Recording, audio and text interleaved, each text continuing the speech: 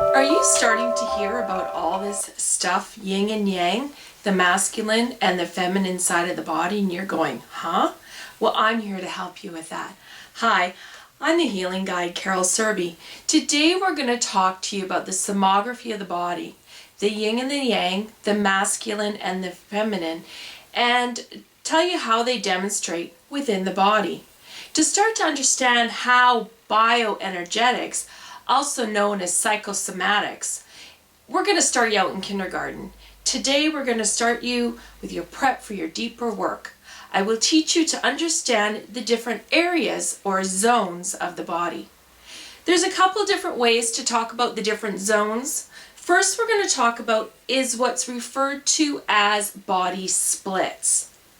The first split is right down the center. It's the left and the right split. These are the splits that happen from the top of the body to the bottom of the body, splitting the body in two halves. The right side of the body is generally referred to as the masculine or the yang side. This means that the masculine side is usually correlated with logic and rational thought, and aspects of personality such as assertiveness, aggressiveness, and authoritarianism.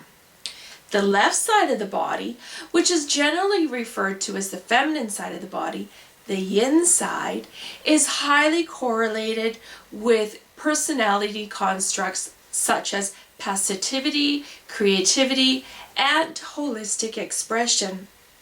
The next split that we'll refer to is the top to bottom split. Generally, the bottom half is orientated towards privacy, support, and emotional stability, dependability, and your ability to put yourself in motion. The top half of this split has to do, of course, with the seeing, hearing, speaking, thinking, communicating, and breathing. The top half is concerned with our socialization and our outward expression of life, our interpersonal communication, and putting our aspirations into action. The next split we'll talk about is right down the side, splitting your body front to back. The front part of your body is usually referred to as the feeling centers. For those of you that know about chakras, these centers would include your throat, your heart, your solar plexus, and your sacral. And this part usually identifies me as me.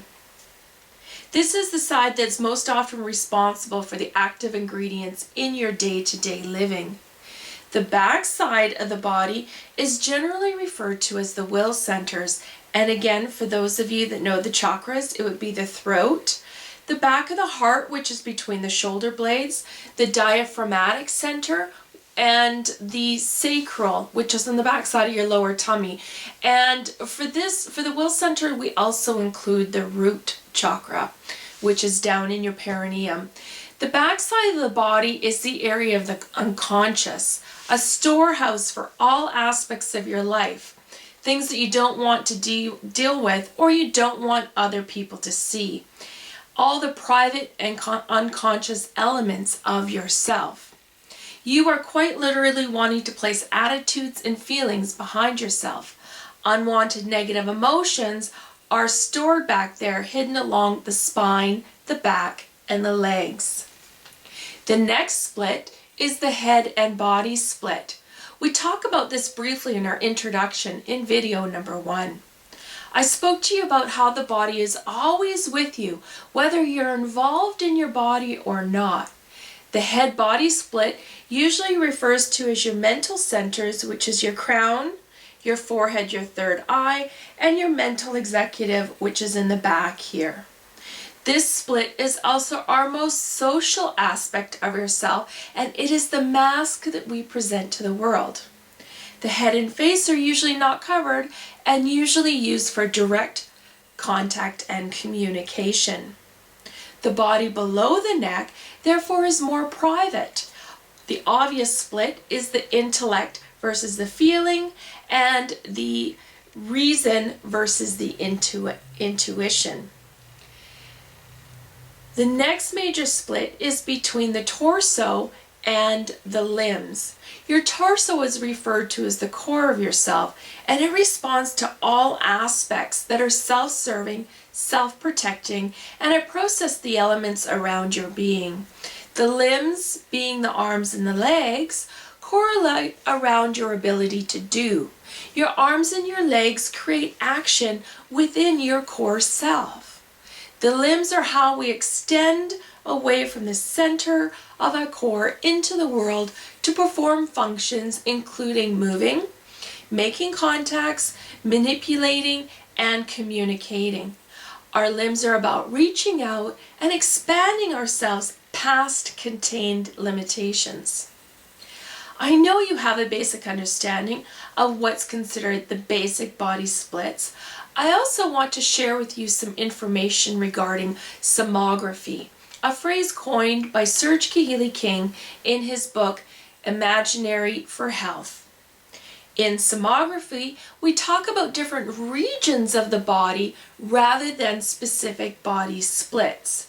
Region number 1, the communication center, incorporates the head, shoulders, the arms, and the hands. This area is involved with communicating our thoughts and feelings. It also communication of greater communication through gestures, sense of achievement, recognition, and competence.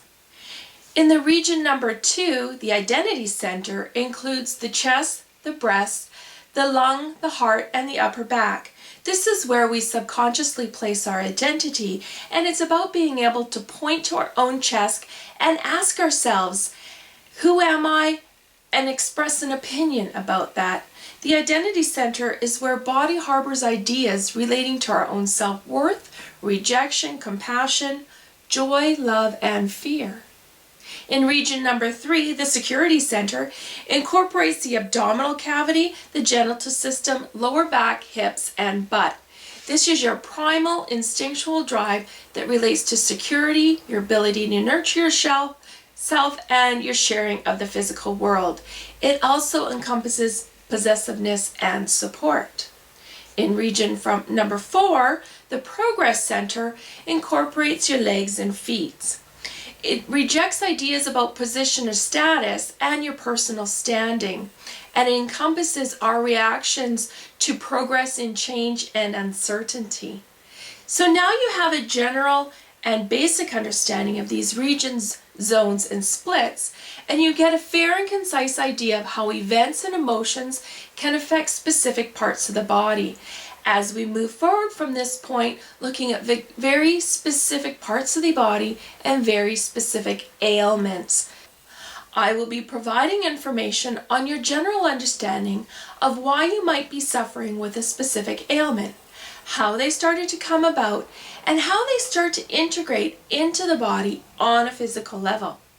We will look at hereditary nature, physical activity, nutrition, mental capacities to process your thoughts and emotions associated with the ailments, your environmental elements, your emotional predispositions, and your spiritual beliefs and understandings. From this point going forward, it should be a very interesting journey looking at the very specific parts of the body and how they correlate to very specific illnesses you or a loved one might be tending to. And then we'll go on to understand the correlations in the body to the illness and disease and some of the emotions that underlie those that are now going to be able to put you in a position to start to not only slow the effects of whatever physical ailment you're dealing with, but possibly even reversing the total effects. Our journey will be exciting, eye-opening, informative, and supportive. I thank you very much for joining me on this fabulous tour, and I look forward to being your guide through all of it. Thank you.